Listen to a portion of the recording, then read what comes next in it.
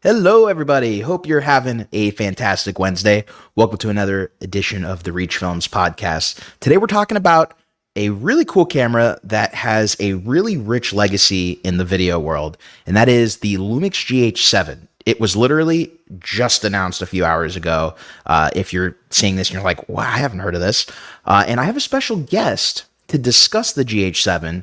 And it's Drew from Craft Show. And if you haven't heard of Craft Show, amazing YouTube channel who have done tons of content on the GH5, GH5S.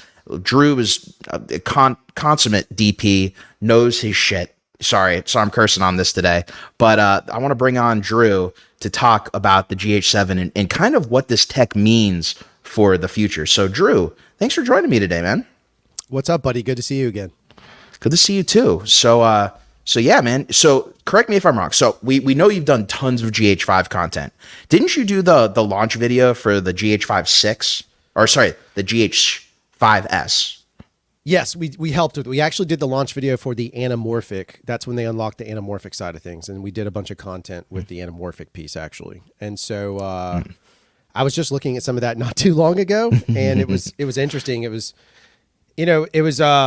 it was an interesting time to look back at those cameras and take such small camera bodies and then slap a $78,000 anamorphic lens on them, ingenue zoom on them, and then go shoot stuff. And I was literally just watching we did that test. If you remember, what kind of blew us up is we compared the red and the GH5, GH5S2 as to the red, and we had a Dragon at the time. This is pre-Komodo days, and I was just watching some of that footage, laughing at how stupid some of our statements were, but they were good. At the time, they were relevant. Yeah, and it was also a completely different time. I mean, I know you mentioned this in your live stream the other day. Like the industry, like the tech in the industry has changed so much in the past like 10 years. And that's kind of what this camera today is representative of all this change. Some tech in this camera that, quite honestly, I never would have imagined they'd put in a GH camera because, sadly to say, I thought Micro Four Thirds was dead. I thought it was kind of like a dead mount that wasn't going to be revisited. And truly, I've been proven wrong with this announcement today. Yeah, and I won't say who. Somebody will figure it out, but I won't say who. But I went to dinner one night with someone, and they were very adamant about the lifespan and the ongoing opportunities that the MFT has to offer. And they were very driven by it. And so it is interesting to consider it's still around. I don't know if I would say I'm opposed to MFT. I'm currently on a Micro Four Thirds camera. I still use my GH5s for live stream on the regular, but I don't know if with other pieces and parts in play, if I would put them back into a production mix, except to make one argument, and I've said this before, we launched with a bunch of gear. I talked about this on the piece we've been doing about how to start a production company, and I'm basically telling everybody how I did it, 100% down to the numbers. But we launched that production company with GH. Well, you had Reds, but we launched with GH5s because we wanted something with a better, smaller footprint, and that was a little more nimble, and it wasn't so cost heavy. This is pre-Sony being as strong as they are now, and so if we look back. We totaled it one time, and we started out making about 60 grand a year in productions, which isn't a ton, but it was something. That's me and Jeff Beard Fosse. By the year 2 mark, we were around 150K, and majority of that work was GH5. Not to say the camera did the work, right? I did the work. Jeff did the work. But that camera facilitated a whole lot more jobs than our Reds did, and it's just something to maybe consider if you're stepping into it and it's a newer piece. There's a lot more opportunities with that camera than I ever imagined. Yeah, and even for the time, wouldn't you say it sped up your workflow in some cases compared to the Red? Oh, 100%. If you think about it, it's just the data throughput. Being able to pull the footage, get the all-eye, that was great, but we didn't even have to shoot everything in all-eye. Like a lot of times we didn't. We would opt around it, knowing that the client's not... If the final delivery is web, I want a good-looking image, but it just needs to be good enough. So it did afford us a lot of... And then more importantly, the data side of things, it just didn't destroy us on data. And when you're a small business, I think people overlook the data side all day long, and they don't realize that, like, you've got to store this stuff. It's like having Ghostbusters. You've got to store the ghosts, man. You got to keep them. Oh yeah, I just did a project where we were shooting on the Komodo, and we were doing MQ and not HQ, which is the highest, but MQ is like the second from highest. I remember my DIT looked at me and he's like, "Are you guys serious? Are you really shooting 6K MQ? You don't need any of this stuff." And I'm like, you know what? You're right. If it wasn't up to the editor, I would not be filming in this. The data was huge. You know, I think a few hours of data was like 3 terabytes for the day. It was crazy. And that's a challenge. Like, having come from the feature world, we shot features on those Reds, and I still have them. Like, they're massive Pegasus R2s or whatever they were at the time, but they're 12 terabytes and they're full. One movie was 12 terabytes full of data because it was red footage and we were shooting at high compression or low compression. So it's just not necessary. Another side of things too is, like, I don't think people realize, I think a lot of times on these channels, and I'm sure when we dive in here, we'll get into it some, but a lot of times on like YouTube channels across the board, everybody gets super excited about the Netflix side of things. I had to kill the stream because of something I can't talk about, but I had a buddy on, and he was, he worked VFX and was on Fast 8, right? So he's on Fast and Furious 8. And I've talked about this before, but he confirmed it again. When they filmed Fast and Furious 8, there is footage in the theaters that's GoPro, that's Blackmagic, that's Panasonic, that's across the board, all these different cameras. And guess what? All of those cameras did a job, and they were tools, very specific, and they all made it to a theatrically released film that's, you know, a huge budget movie. Yes, but they weren't the primary camera, but they were part of the action, which is why people go see those movies. People don't go see it just to see Vin Diesel say, like, everything's family, right? So just putting it out there. So the fact that maybe this new one has even more functionality could go a long way. Of, you might see them show up as crash cams and other options down the road.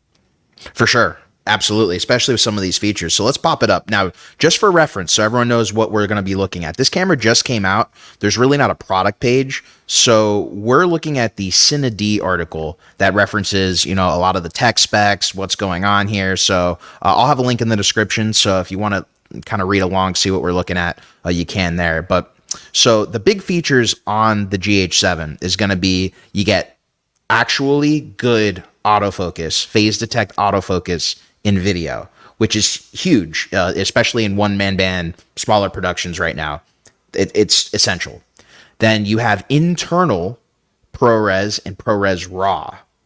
Again, I don't really know, other than the DJI cameras, what other camera shoots internal ProRes RAW, especially outside of Blackmagic and Red and Nikon. So this is going to be a first for Lumix. And then another feature is the 32-bit float audio. If, with an asterisk there, you have to have the XLR module in order to do that. But still, that I believe is a world's first right there, of being able to have 32-bit float internal on a camera, and not having to have like an external device like, you know, the DJI recorders or the Rhodes or the Tentacle Syncs, whatever it may be. It's all in one, which I think a lot of pros, a lot of wedding shooters for sure, are going to be really excited about that. Body style, as we see right here, exactly the same as the GH6. There's really, on the outside, nothing has changed. It has the let's see if it shows the tilt screen, because the GH6, I don't know if you saw that, Drew, it had like the really cool, not only the tilt screen, but the screen like came out in multiple directions, kind of like the A7R5. Oh yeah. I believe that was the first camera that did that. So we got 25 megapixels with phase detect autofocus. It's got a backside, I believe it's a backside illuminated sensor. It's CMOS, typical. It's got a 4:3 aspect ratio, which is important because you can shoot open gate on these cameras. So if you're really into anamorphic. That's what I was about to say, is one of the things, like, so I'm seeing this for the first time, Jeff, in all transparency. I have not seen any of this data. So part of the reason why I'm shutting up for a minute is because I'm experiencing it with you, the audience. One of the things that's like a headline for me. And I think a long time ago when we were doing stuff with Panasonic and we were talking to Matt, that was a standout. Like, we always wanted open gate, simply because if I really wanted to push this from a cinematic standpoint, being able to add that anamorphic and have just that, I mean, that adds a whole nother dimension. Now, granted, you're only up to 30 frames, but that's perfectly A-okay, because at the end of the day, that's really when you're shooting a beautiful dialogue scene anyway, or some really scenic piece. I don't necessarily think you need to worry at that point about shooting a bunch of slow-mo drama stuff. Like, that's for that cinematic. But my God, man, that suddenly does give you a whole another piece to play with. Oh yeah, and it's you have higher resolution too, which is really important when you're compressing that down or squishing it down. So it's real. I think it said it on here. I believe it was 5.8K. It's 5.8. I saw it at the top there. Yep. 5.8, 4.3 open gate, up to 30 frames a second. There we go. And then you can do well. In fairness, you can do 5.7 up to 60. That can't be open. Correct. Gate, that's just gotta be. No, it's a 17:9, which it's funny to see everyone's going DCI now, which is good. Yeah. Funny enough, I was on the old DCI team years and years ago. I was a member when they first started. Oh, really? And yeah, it was a long time ago. But it was fun to be part of that because it was early cinema, and you were talking about these things, and now all of a sudden those standards are finally coming to fruition. So fun to see. Yeah, I mean, I think the GH5 may have been the first camera I had that shot DCI. Yeah, it was. It took a second for me to get used to, and now I pretty much only shoot DCI, but only really because I think I kind of have to. Like in the Blackmagic and the Komodo, the Komodo you have a choice. You can shoot 16:9, but the Blackmagic you can't. You have to shoot 17:9. Yeah. So that was interesting. But so we got up to 60 frames there. Okay. They're offering a Cinema 4K mode at 120 frames per second in 17:9. Question is that cropped or is that full sensor? And then what's the rate in which that's running? Oh, all right. I'll see at the bottom. What's the bit rate? All modes above are 4K 10-bit, 420. 4K 10-bit 420. Okay. And the full HD modes, while the 4K and the full HD modes are 422. Oh, okay. So that's interesting. So if you shoot above 4, but if you shoot ProRes RAW, that's not the case. That can't be the case. If you're shooting it being 10-bit. I mean, based on that spec sheet, though, I mean, I don't know. The way it reads is internal ProRes RAW recording. And then it lists them out. All modes above are 4K 10-bit 420. While the 4K I see. I would argue that that's like the 10-bit versions are going to be in 420, but if you shoot ProRes RAW, I'm sure it's not, because that defeats the whole purpose of shooting in ProRes RAW.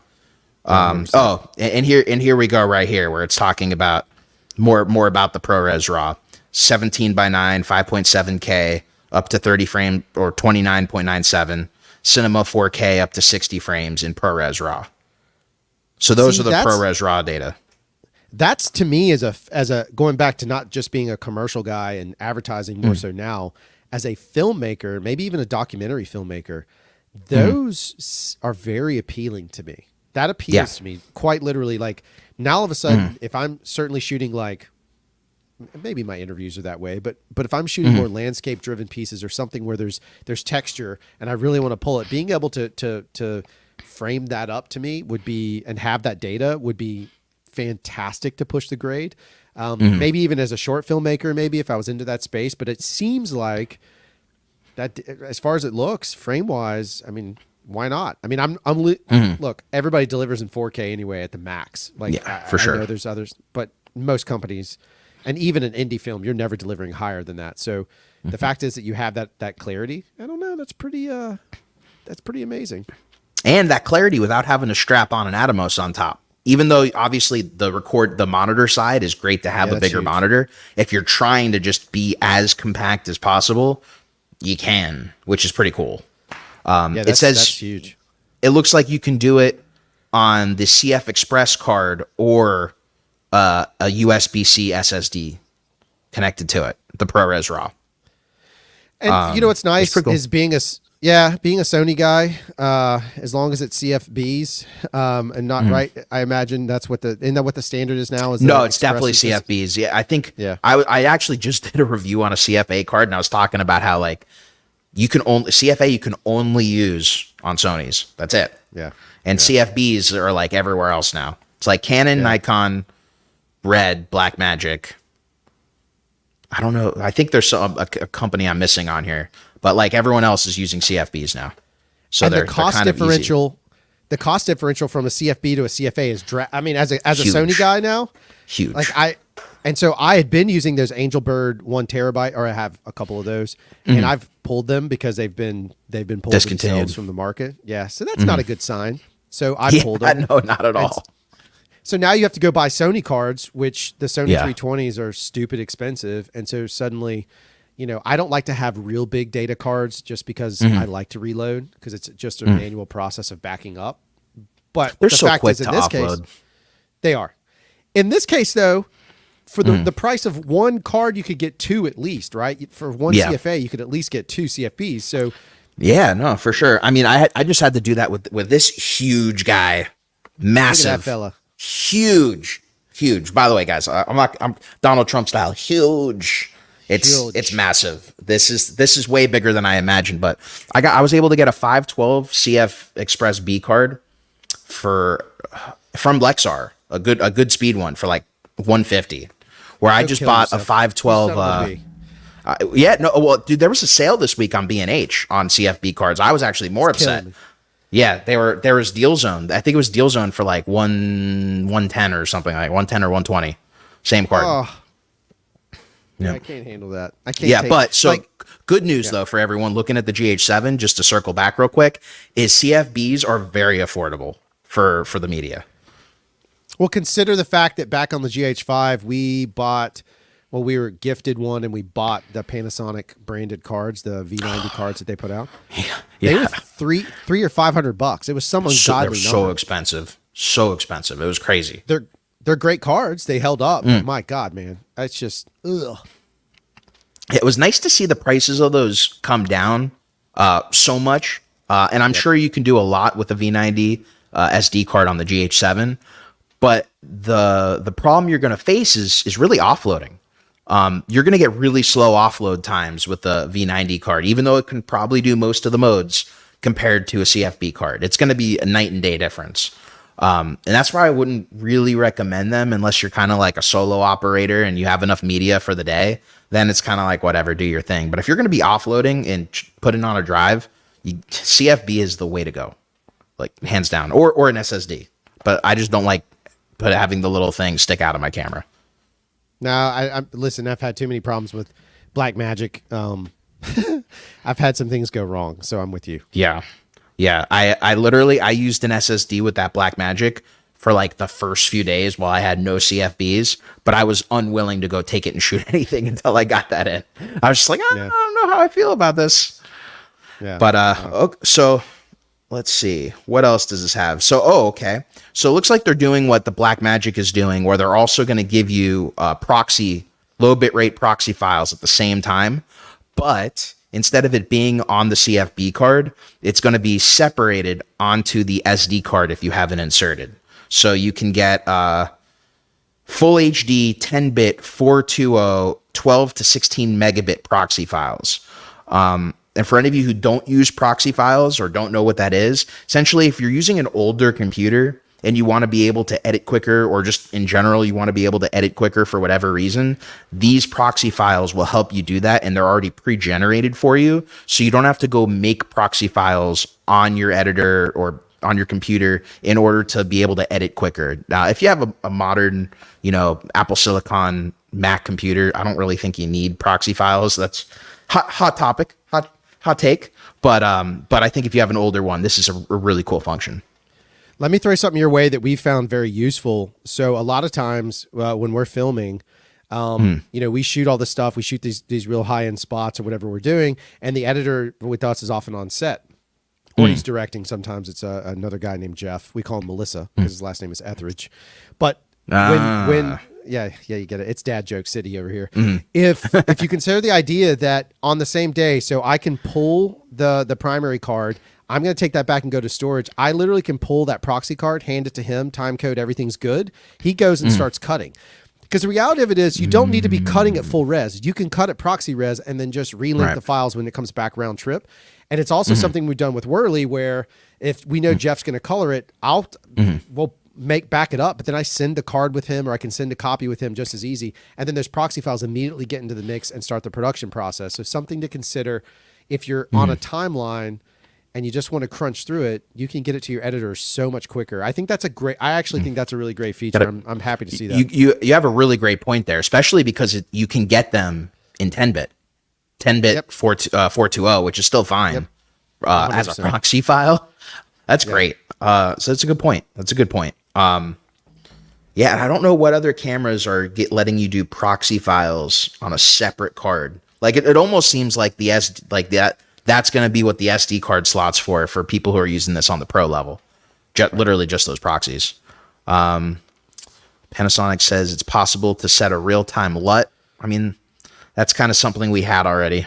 The GH7, they're doing the whole camera to cloud integration. I don't know if you've messed with that, Drew, but a lot of the newer cameras, it's I'm not going to sit here and be like, oh, I upload to the cloud all the time. It's cool to have.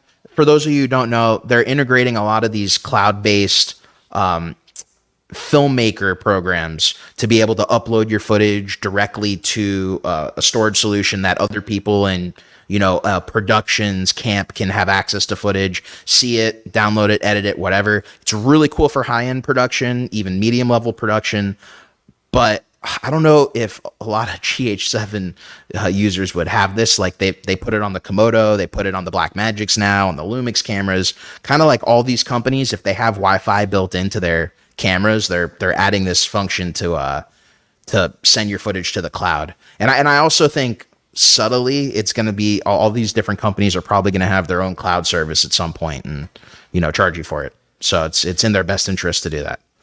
It's a great model. I get it. I think it's interesting for the right project. We've tested it a few times. We didn't like it. I didn't like the process. I even did during the pandemic early on, prior to camera to cloud stuff existing, I did a huge test for Universal, and we literally did that. I was in Mobile.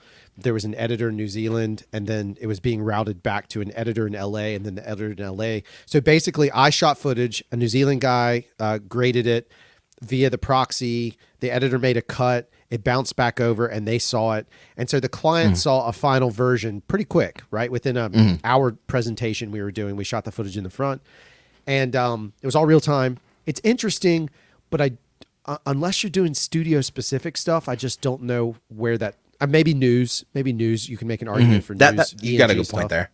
Yeah. That's the only place I know where it makes sense. Yeah, I think it's a little costly too. Like there's all these, it's not like the software is free. You have to pay a monthly subscription, and the more users you have, the more your account's going to cost. And that's where I think bigger companies, it makes total sense. And the data, you got the data cost of uploading. I mean, what if you don't have free Wi-Fi? Suddenly it's just, there's a lot to that. Yeah, if you're tethering, I don't really think this would be a good option at all, especially bigger size files, ProRes RAW files. They're still much bigger than 10-bit.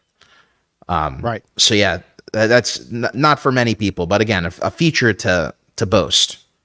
Okay, so here we go with this XLR unit. So this is a little crazy out there with the two different microphones. But so they have this XLR unit for the GH7, and look. I think that's kind of a bigger thing on the mirrorless cameras now. We have cameras like the FX30 that I'm using here. I'm using an XLR module. It definitely helps. You don't have to bring, Zoom recorder like we used to have to do back in the day. It's all integrated. If you want to do stuff like live streaming, it's great to have. But it seems that this XLR recorder, as I had noted in the beginning of the video, has the ability to give you 32-bit float, which is raw audio. I think that's pretty cool. I've never seen it integrated into a camera before, so I can't tell you how exactly it's going to work. Like, is it going to show up in your video file? I don't know. That's interesting. It's different. Because reading it, it does read as if this means the new XLR unit records 4 channels of audio.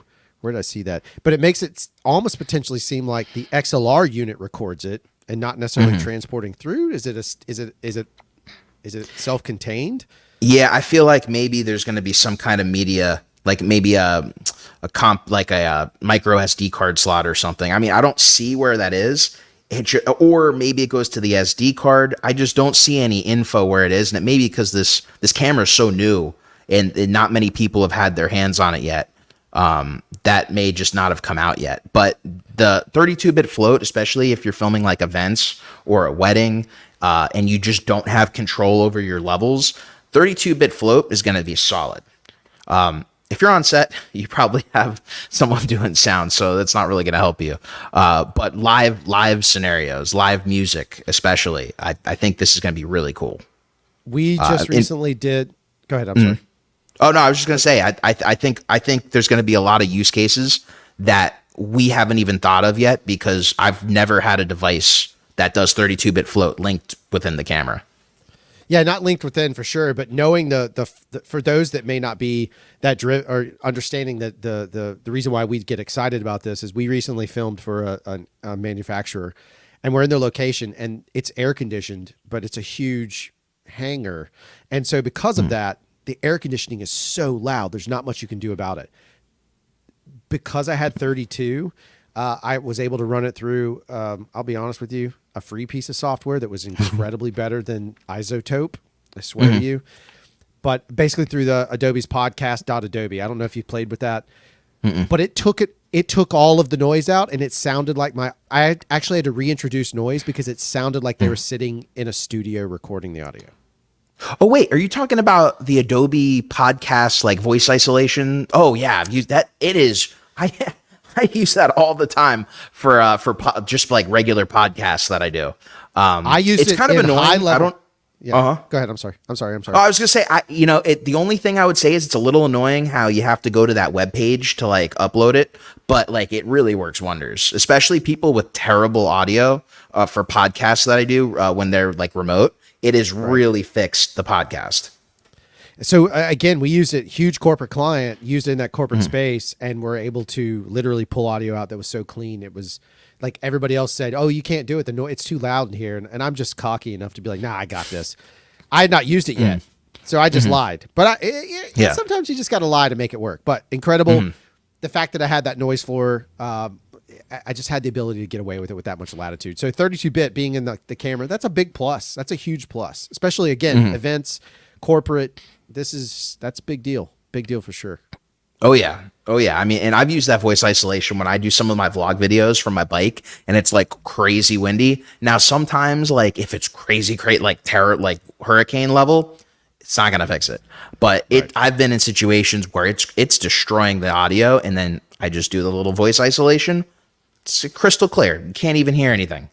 That technology to me came out of nowhere, and I love it. Let me ask you this real quick regarding this, and pardon my ignorance on this, but so I'm literally using the audio from, so I have the XL2 or whatever they call that thing. The audio hot shoe gimmick is what we've always called it on our channel. So I have the audio hot shoe gimmick mounted on my GH5, and I'm running this microphone directly into it, whatever. Did that product exist on other cameras prior to, were there other DSLRs that had this XLR input on the top? Because I don't remember ever seeing one. Nowadays, they're very commonplace with Sony, and we're shooting FX3s, FX30s, and FX6s, but I don't remember them existing on DSLRs prior to that. I don't, definitely DSLRs, no, because anything that was a hot shoe was really for a flash. It didn't, transfer data like they do now. I think the GH5 may have been one of the first. And argue, if you want to argue like the Canon cinema cameras at the time, because they were all kind of mirrorless. They didn't have they were EF mount, didn't have a shutter in them. But that was it. It was like the C100s of the time. So yeah, I think the GH5 may have been the first affordable mirrorless camera to have an XLR adapter. Right. That DSLR body style is what I mean. Again, kudos to them for upping the game yet again by bringing in another audio innovation, which I talk about it a lot and I think it's overlooked. We all love a pretty picture, but audiences tune out in a second if they can't hear shizzle. For sure. I mean, Canon doesn't even have an official one right now outside of their cinema cameras. They've partnered with Tascam. I have the unit. It works really great, but that was their first one for mirrorless DSLR cameras. In Sony, I would argue, I think maybe I could be wrong. No, I think the FX3 think that was their first like audio handle mirrorless camera too. There we go. That had it built in. So it's like the technology's only getting big now. Right. So Panasonic definitely kicked that off for sure. So that's a huge and now win. kicking it off again. Yeah, it's a huge win in the GH7 or in the category. But it's a huge win for the GH7, in my opinion, that the fact that they've innovated on something they could have taken for granted, they chose not to. That is something I've appreciated about the Lumix line and the Panasonic brand on the camera side. Sometimes they have misses, but sometimes like when they innovate, they keep it going, and I do appreciate that value for sure. 100%. This is something really cool. I mean, that's the GH7 in general seems to be the camera, unfortunately, that they should have come out with 2 years ago when they came out with the GH6. So real time LUT, it's kind of like stuff that's been there before. They're putting the photo styles that's in the whole S9 camera. That's kind of, that whole camera is controversial in itself, but they're putting the photo styles in kind of like the Fuji cameras have. So if you want to take still photos and kind of have it colored in camera, you can do that just like the other cameras, which is cool. It's cool. Me personally, if I bought a GH7, I probably wouldn't be using it for that. But I guess for anyone who wanted to use it as a proper hybrid camera, you could. Yeah, it doesn't hurt. Oh, here's the big one though, that Drew was telling me about when we were looking before the show. This camera is going to have ARRI Log C3 from ARRI inside the Lumix GH7. Pretty crazy. Pretty crazy. You can match it with ARRI cameras. That's where I think this thing is definitely going to be used as like CD whatever cameras, if they could do that. Yep. Yeah, the fact that it's a relatively cheap license at $199. Like, I will tell you though, if you've ever effed with ARRI Log C, it is it's a real pain in the butt. And I think a lot of people, at least in my experience, the little bit that we've dealt with it's but that's because it is a pain in the butt because it is so technical. It's a very technical piece. So the fact that it does that, and if I'm not mistaken, would that also then enable? That's going to change the data profile too, if I'm not mistaken. So I don't know. It doesn't say it on here. Yeah. So do you think it would change the data profile because you don't think it could fit within 10-bit? Yeah, I mean, Log C is can be kind of beefy. My understanding. So maybe I'm not as technical, but it could be. Got you. So you're saying they may do Log C kind of as a profile or as I don't know, as not ProRes RAW, not 10-bit, something that's kind of like in between there. Could be, yeah, or it could be that it drinks up a ton of space. And the other side of things too, though, is that it could just be that the fact that like I'm not saying that it's going to go 12-bit or anything crazy, but I mean, Log C can be again. I'm not as familiar in post anymore. I don't deal as much with it. I mean, that's a better Worley question. But my experience has been when we dealt with it, like it was ridiculous to shoot what we shot in Log C. It was just drinking up data for no reason. So I'd be curious to see what comes from that. I think it's interesting. I think it's great, but I'm curious to see what comes from that. Yeah, I mean, from what it sounds like from your experience, a very niche audience, which is probably why they're charging extra for it for $200. 100%. But still cool. I mean, I think they're the first camera I've ever heard of that actually has ARRI Log C3. Like any kind of other company's log profile in general in their camera, because Lumix has no relationship with ARRI. If any, I'm trying to think who are there really any companies that have a relationship with ARRI? There's been I don't think rumor. So. There's been rumors, but I don't remember exactly who it was about Log C getting licensed. Gotcha. But consider this though, it is a standard on the higher end of production, which then means if it is the case and it is the data side of things, it could mean that this is positioning them to qualify this camera for. I mean, the Netflix qualification is a joke. It doesn't mean anything at all. I can assure you of that. As I told you, it's almost like a more real Netflix qualification if you want to even give it any serious thought. Like if someone's going to go and they're going to film on like an Alexa 35, they can actually seriously consider this as a secondary camera to that, or as a secondary angle and match. 100%. Also, it could qualify. So everybody gets excited about the Netflix thing, and I've talked a little bit about it. Where I get super hyped up is that HBO camera assessment test that we've talked about. I've talked about briefly before that we were able to view. That standard is the highest quality that each one of those cameras gives. If Lumix is making a secret run, if this camera shows up in the camera assessment for 2025 because it can handle RE log C, that's game changing across the board in the sense that now that little bitty camera is competing on the same level as pretty much any camera standard. I mean, the last one had film 35, Alexa 35, the Panasonic, or the Sony stuff. I mean, all the way down, not the FX series, but like the what is there? Anyway, you get the point. The Burana. No, Burana wasn't out yet. It's the I can't think. Are you talking about back? Oh, the Cine Alta or whatever. Oh, the Venice. No, the Venice series. So this is gotcha. And this is what HBO does every single year. They do this camera test every year. But that means that this camera is being poised to be a fantastic documentary camera. That's huge. That's massive. I don't know. That's exciting. I think it also poses the question with all the tech, because just so you all know, we've gone through most of the tech. There's only a few things left with this camera we haven't gone over. But tech-wise, as we're looking at RE log C, all this stuff, what happens to the full-frame cameras that Lumix coming out with moving forward past the GH7?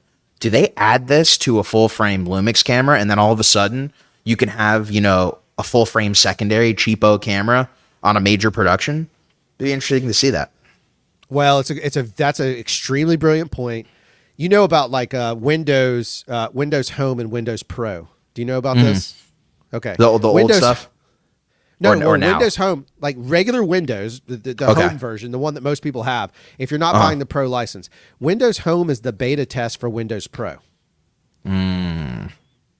Okay. So if you think about it, if Lumix GH7 is the beta test for what's coming out further down the line for the full frame side of things, why not test it in the most popular series they have? Get it out there, work out the bugs, and then innovate on top of it for their next line. I think we're going to see a hybrid of them pulling this stuff, and it suddenly adds.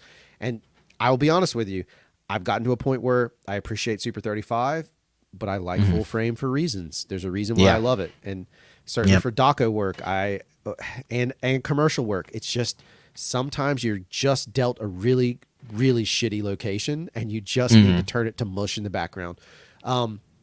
It's things like that become very handy, or just reframing a certain way. So the fact is, if I could have those aspects in a full frame, it gets exciting. I mean, that's something new. Mark my words, S1H Mark II.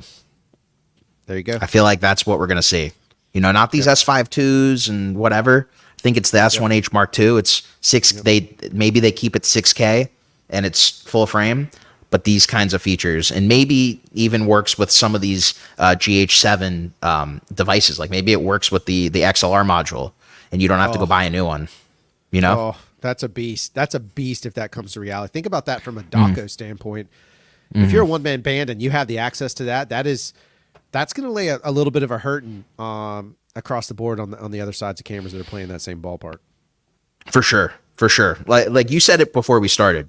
This camera, more importantly than us being excited that Micro Four Thirds is kind of coming back, it's really a blueprint of what's to come in Lumix cameras more than anything we've seen so far. So it's been cool. 100%. 100%. So some of the minor things we didn't go over. So it looks like there's really only 2 card slots on this camera. There's a CFB and an SD card slot. Now, clearly you're not going to tally record, especially if you're filming at the relay recording, I think they call it, where you're recording on like the same cards at the same time. I'm really bad. I tend not to do that. But I know a lot of people do, especially when they're filming time sensitive stuff. I doubt you're going to be able to do this on this camera unless you're filming in lower bitrate codecs. I don't see it happening. It is what it is. But CFB and UHS Type 2 cards up to V90. And then, of course, the third slot, I guess you could call it, would be that you can record with an SSD. And I've actually been, I don't have any up here on the desk, but I've been recording with these really small Samsung SSD sticks And they've been really cool for just emergency filming at this point. Because I don't know if I was like leaving a camera on a tripod, I would leave this little stick in the camera and let it go. But if I was going run and gun, I would not. But it's been cool for certain things. Like here in the studio, it's been great, especially being able to like record on the Blackmagic with the SSD, plug it right into my computer, edit off of that SSD immediately for YouTube content. Pretty cool. Yeah, that's fantastic. That's a good point. Very good point. So it says that the SSD cannot be used. Okay, so here's a very important point, Drew. The SSD recording, especially on the higher bitrate codec stuff, cannot be used with the internal battery. You are going to have to pretty much... I think I saw this on Gerald Undone's video, actually. It's bringing it back to me. So it looks like it comes with some kind of dummy battery that the lead is USB-C for power delivery, and you have to give it enough juice to get some of the higher bit rates, frame rates, whatever it may be. And that is maybe going to be a deal breaker for some people. The fact that you can't do everything without having to be plugged into external power, because then that's going to make the camera a lot bigger, unless, you have a really good solution for it. I don't know. Somebody will 3D print something, it'll come. There will be a 3D box print for this camera, and that'll be fine. That'll be great. I mean, but I'm with you. That's interesting how they're going to offset that scenario. So I don't know Well, we're going to have to see through real world use. Real 100%. Real world use. I can't even say it. I'm so tired today. But yeah, we'll see what happens. I don't know. Like, it also depends on how much juice it takes. Because if it requires more than like 20 or 30 watts, you're going to have a bigger battery that can output like 60 watts, 100 watts, whatever it may be. Yeah. Could be detrimental. Yeah, so just stay tuned on that. We can't answer that here. Last thing is a fan. This thing's got a big honking fan on the back of it. So you're obviously never going to have overheating. But on the flip side, do you lose the weather sealing because there's a big fan? I don't know, but I would assume so if that was the case. I actually saw something when we were talking. I was scanning through stuff somewhere. There's talking about overheating, and it said it still will overheat. Where did I see that? It said it would still overheat on certain modes. So while it's not prone, I could be wrong. Again, I'm flashing through this in real time. But it said it would still potentially have that issue. Not as much as they want to say it's less. Okay. Yeah, I tried to scan through it real quick to see if I could find it. But it'd be interesting to see. I mean... in here, I didn't see anything about overheating, but it's always possible, especially if you're shooting at, RAW or some of the, maybe like the 4K 120 mode. Maybe there's still ways you can overheat. I mean, I've had the FX30 overheat in the 4K 120, but it was like I ran it for a very, very, very long time. It was kind of like a weird situation that I did. I almost take pride sometimes in getting these cameras to overheat because I'm like, did it.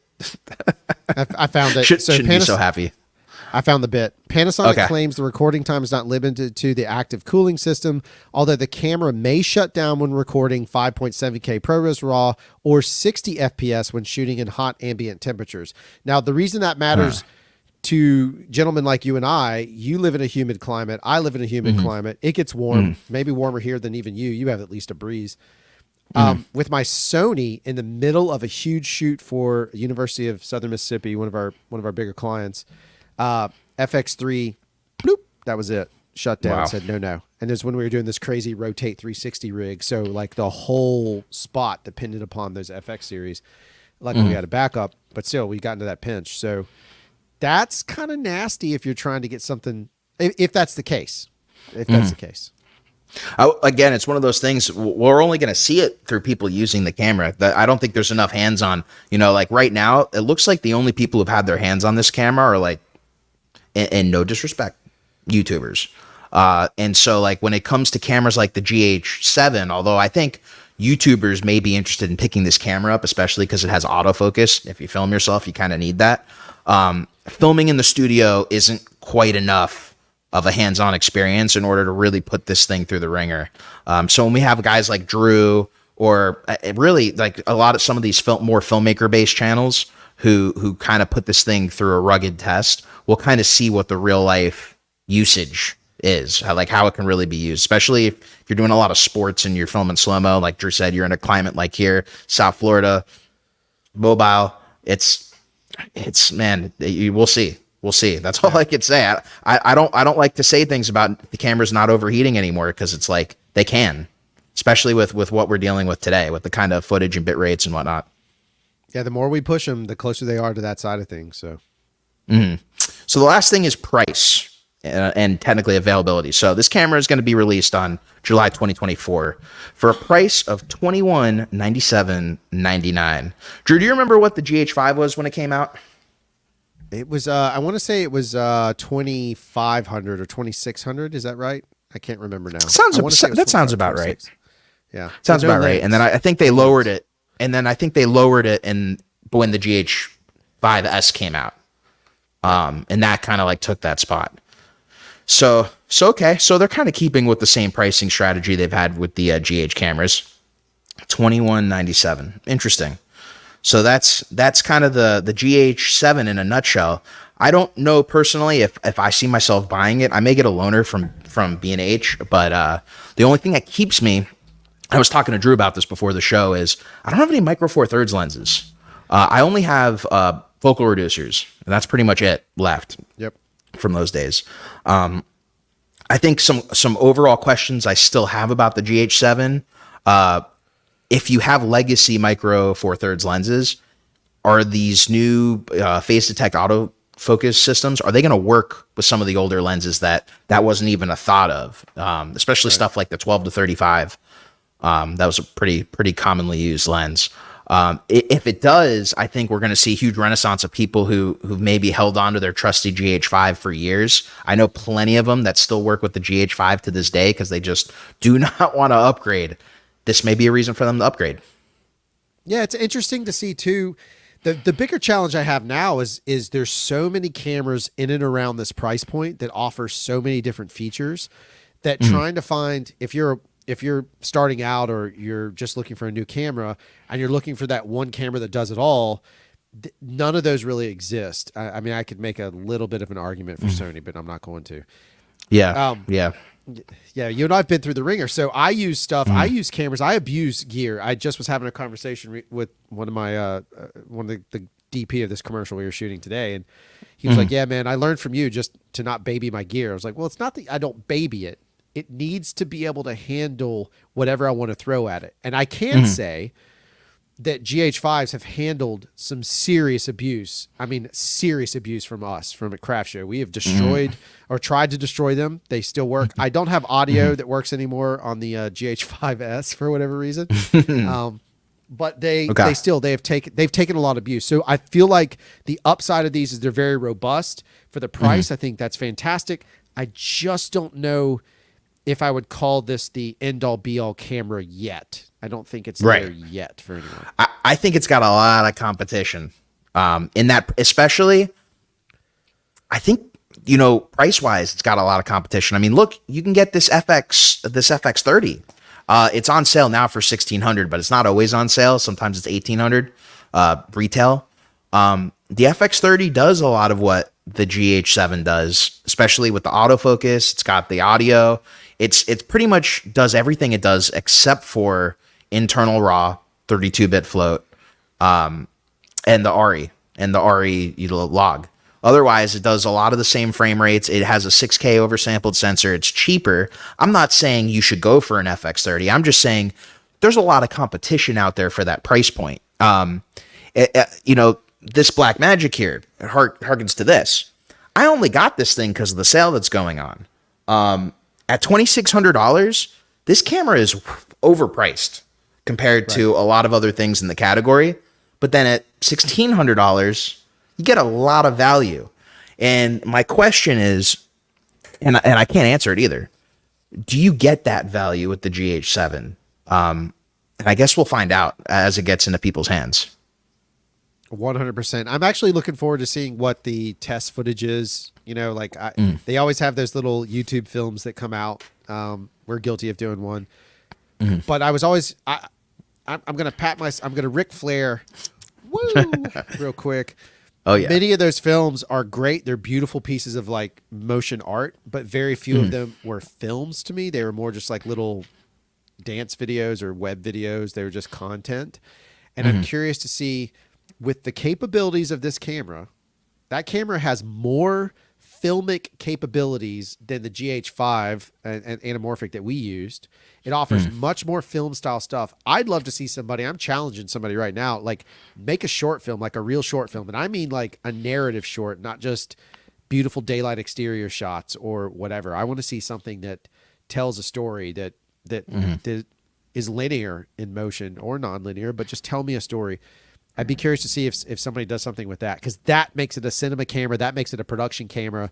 If you want to, if you want to turn hearts and minds, if you want to sway hearts and minds, rather, you're going to have to show DPs that this camera can do more than just shoot some cool video. It needs to be able to show them that it can handle what they need to tell a story, and not just for sure shoot B-roll. So that'd be my 2 cents. Yeah, I mean, with those kinds of specs, they are going after DPs. Clearly, like Log C, they're going after DPs, and so they need it in DP's hands. Like, I'm assuming they got to be smarter than I give them credit for. They have got to put it in some people's hands already that just maybe don't do YouTube content, but maybe it'll come out soon. I'm giving them the benefit of the doubt. I don't know. I'm sure. I'd love to see they've done it with every other release. Every other release they've done has had a camera or like some kind of video. I just hope I hope somebody pushes the boundaries of it a little bit and not just make a content video, but instead makes something that's, you know, that's pushing the camera, but it's pushing the idea of what a camera release film should be. I think that's more important. Yeah, I think the only person I would say to keep your eye out for that tends to do stuff like that, tends to be one of like the only content creators in the space that does that. It's probably Cam Mackey. You know, his stuff doesn't always necessarily tell a story, but it looks good. And it looks a lot better than a lot of other content creators out there, because, you know, he's a filmmaker who went into content creation. And he seems to do a lot with Lumix. So I would assume that he'd probably have some cool review coming out at some point. Yeah. So it'd be just good to look at. Well, there was one other camera that came out today. We're not really going to cover it because it's not really something I plan on picking up, but it's just good to acknowledge. And Canon came out with a C400 today. And the only reason I bring that up, it's Canon's first professional full frame RF cinema camera. Because there hasn't been one, you know, like as much as people like to say the R5C is a professional camera, although in some ways it is, it was lacking in so many features and so much in image quality and everything compared to the higher end Canon cameras, even compared to the C70. Now this is something that will beat the C70 and it is an RF mount camera. Just really quickly, 6K, shoots the internal Canon log, has the really nice color science from Canon with dynamic range that's absolutely worth it. It was definitely more than the R5C and the C70. So that's going to be interesting. But it's an $8,000 camera, so it's definitely above the kind of market that a lot of GH7 users, even myself, would really buy. I think kind of like the Komodo is kind of the top end I'd spend before starting to rent cameras. But it's cool to see that Canon has finally kind of come into the professional world on the mirrorless mount side. I think, though, in not saying this for sure, they could be a day late and a dollar short, just in the sense of a lot of guys and gals I know that moved away from Reds. There's another filmmaker here locally. Shout out to Calliope Films, great company. But he's moving away from Red and he's going more towards the Sony side of things. He may change his mind now, but a lot of guys and gals I know are moving towards that Sony FX series, specifically 6 and 9s, just because for the price you get a whole lot of bang for the buck. So Canon may be just a little behind on that side of things. We'll see. I'm not saying it's a bad camera. The Canon really has one big thing on them, and it's the RAW, which the codec sucks. I'm gonna sit here and tell you, the Canon codec for RAW is terrible, but it is 6K, so it's one of those things where you are having higher resolution. And that's Fair. maybe one of the few things that they do have on Sony. But Sony Sony's due for a new release on the FX6, FX9 front anyways. So we could very well see a really good high dynamic range, higher resolution Sony Pro level camera soon. 100%. It is a wild time if we think back to just 5, 7, 8 years ago when this variety, this many options of cameras didn't exist. There's a handful. And a lot of stuff was really expensive at the time. And even prior to that, when you're really an old guy like me, all the cameras that you wanted were, they were $100,000 because that's the way that was. And and now here we are talking about cameras that are super capable, like this GH7 for $2,200. I mean, that's it's a different world. It's a totally different world. Yeah. And unlike before where there was like 2 or 3 options, now we have like 20 options. And I'm not even kidding when I say that. There's probably 20 different video cameras in that price category that have come out over the past 4 years. All a little bit different, but in the end, all can produce a great image if you know what you're doing. So 100%. 100%. Well, Drew, I want to thank you for joining me today. It's been too long since you've been on the channel, since we've been able to chat. This is a perfect way to get together. So I appreciate it. Always, man. And I look forward to talking and hanging out more often. For sure. And by the way, again, guys, Drew has an amazing channel, Craft Show. It's in the title of the video. It's in the description. If you click on it, check out Drew's videos. As he mentioned earlier, he was doing a really good educational series on kind of how to get your production company off the ground. And so if you're new, you're just getting into this and you're looking to hear from a seasoned professional, check that out. There's a lot of knowledge bombs in that video. So thank you for doing that, Drew. It was a really great video series. I appreciate it. By the way, it's also a podcast because I talk so long that I decided to make an audio. So there's an audio only version. It's available on Spotify and Apple. So you can go out there and find the audio version if you just want to listen along. Cool. Sounds good. Well, thank you everyone for joining us live. I know this was a lot of us talking, but there was a lot to go over. So I do appreciate it. Thank you again, and I'll catch you guys in the next video. See y'all later.